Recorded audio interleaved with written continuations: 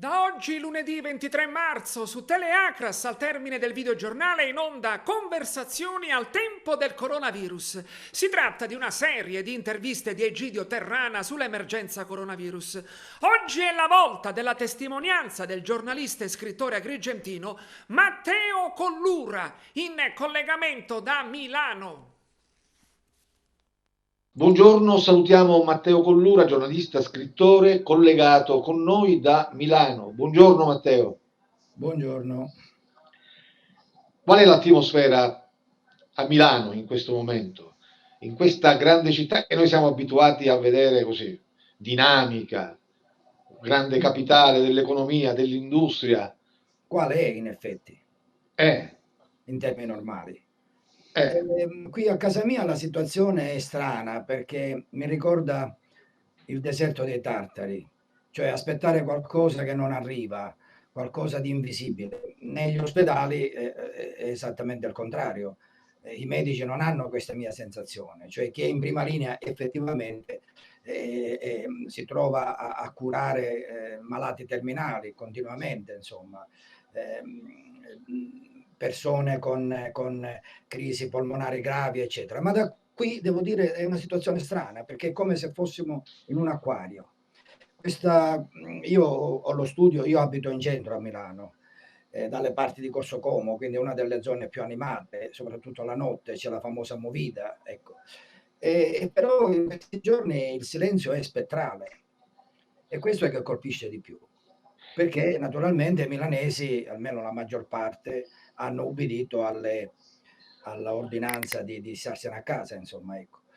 E si vive questa situazione strana perché io sto bene, per fortuna, mia moglie sta bene, i miei amici stanno bene, ci sentiamo per telefono, e però abbiamo un nemico da cui difenderci. Ecco, è come. Comunque mi pare di capire che ci sia stata una risposta molto civile da parte della città rispetto agli ultimi decreti, agli ultimi provvedimenti che sono stati Ma presi. io, se dovessi giudicare in base alle persone che conosco, e con le quali sono in contatto, direi che, questa ordinanza di stare a casa è stata osservata in toto, però io non ho sotto osservazione l'intera città.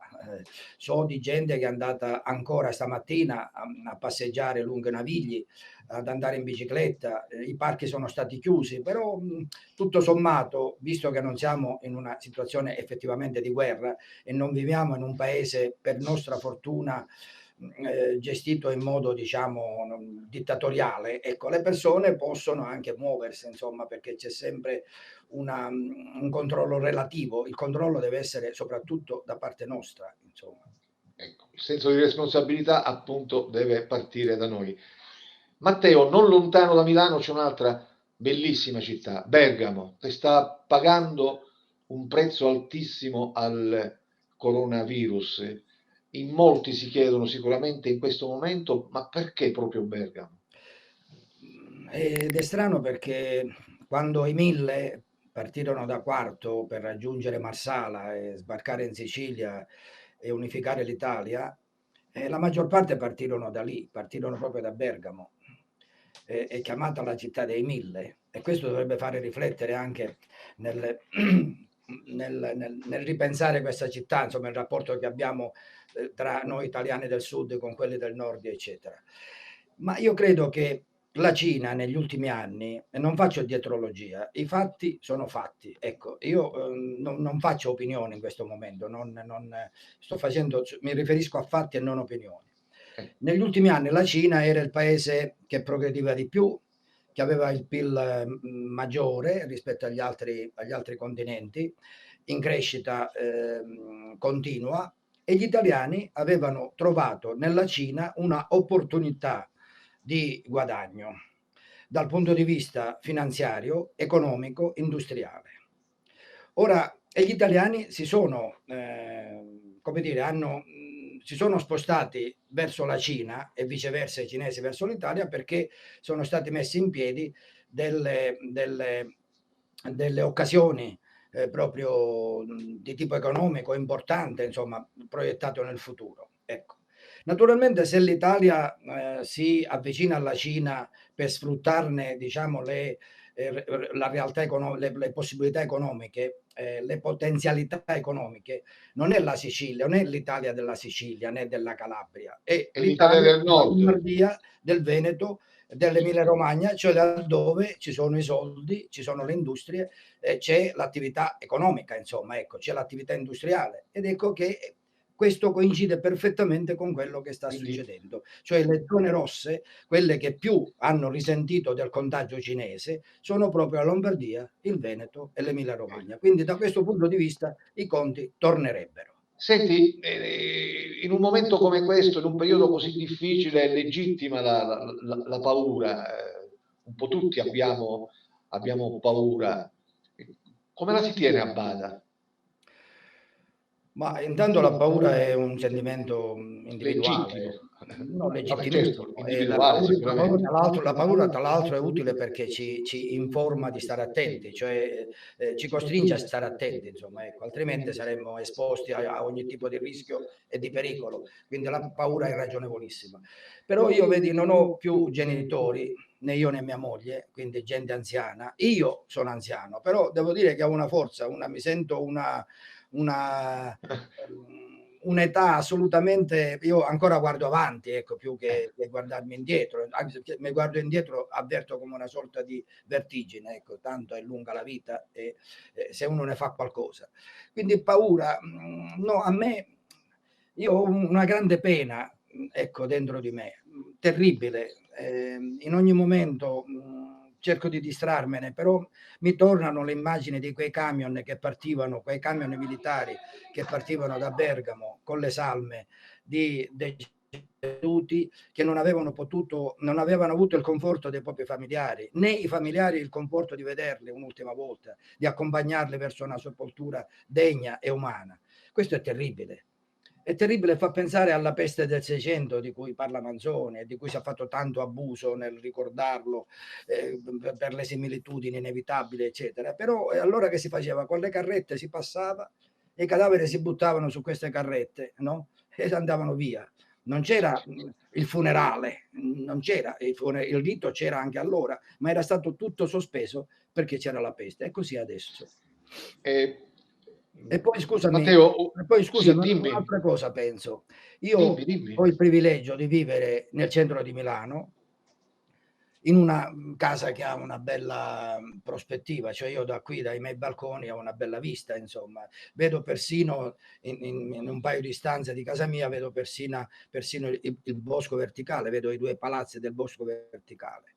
Ecco, ed è una casa relativamente grande.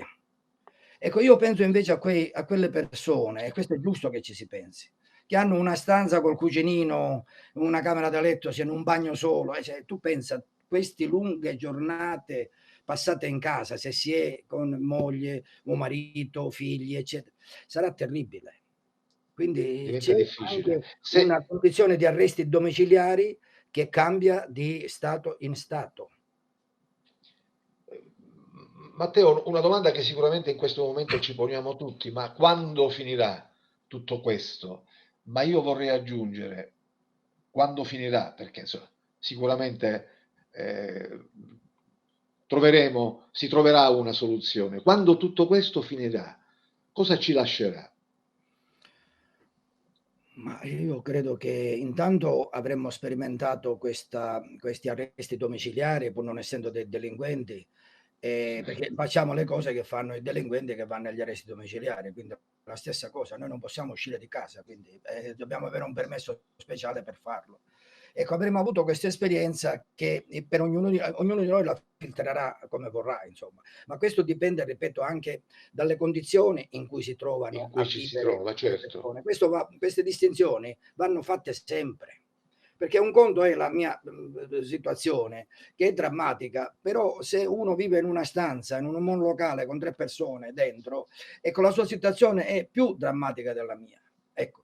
Quindi usciremo con questa esperienza che, e poi non lo so, forse gusteremo di più, il privilegio di poter stringere la mano ai nostri amici, di incontrarli, non daremo per scontato tante cose che ci sembravano così proprio dei gesti quasi automatici. Probabilmente per un po' di tempo faremo caso a questo privilegio di stringere la mano a un amico, di accettare l'invito a casa, di andare al ristorante, di muoverci, di tornare persone libere.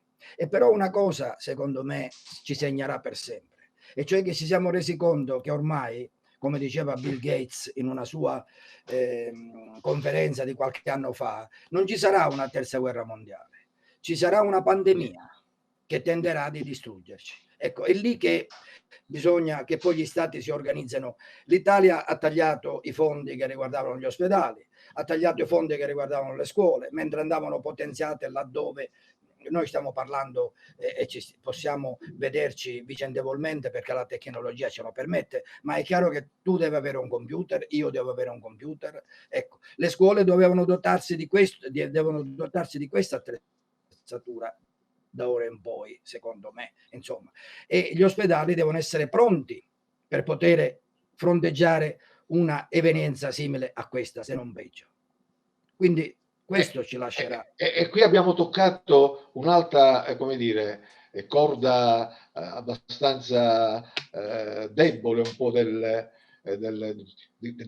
nostro vivere questa emergenza coronavirus. Cioè noi viviamo con la paura del virus, ma viviamo anche con la paura che il nostro sistema sanitario da un momento all'altro possa crollare, specialmente nel meridione e specialmente nella nostra Sicilia. Al riguardo, qual è la tua opinione? Qui ti chiedo un'opinione. Un articolo che il Messaggero, giornale con il quale collaboro attualmente, ha messo in prima pagina proprio nel giorno in cui ci fu questa fuga di notizie che riguardava i provvedimenti del governo restrittivi, e molti studenti, molti lavoratori fuori sede, ecco, cercarono di tornarsene a casa istintivamente. È comprensibile che lo avessero fatto. Il problema è che io scrissi che attenzione, perché se la situazione è tale che la Lombardia, il Veneto, l'Emilia Romagna non sono in grado di fronteggiarla, figuriamoci da noi, perché io riconosco gli ospedali nostri, io conosco l'ospedale di Agrigento, perché ci sono nato, ci ho vissuto sia nel certo periodo, poi io diciamo regolarmente torno ad Agrigento, ecco. Conosco l'ospedale di Palermo e so che nei pronti soccorsi in situazioni regolari la gente è nei corridoi in attesa, al freddo, su brandine, insomma, certe volte per notti intere, per giornate intere, insomma, ecco. Quindi figurarsi se esplode il coronavirus così come sta esplodendo in Lombardia, ecco. Per questo mi preoccupai, perché so che nel nord Italia i presidi ospedalieri in certi casi sono eccellenti, in altri sono, diciamo, accettabili, ecco. Perché l'Italia si divide in due, se non in tre, insomma. Se tu ti ricorderai che un modo di dire nostro siciliano è quello che il migliore medico dei siciliani è l'Italia, che ci porta nei vari ospedali del nord. Ecco. Matteo, grazie per questa tua testimonianza. Naturalmente ci vediamo presto anche speriamo, nella nostra Sicilia, d'accordo? Speriamo. Grazie a Matteo Collura. Grazie. Ciao.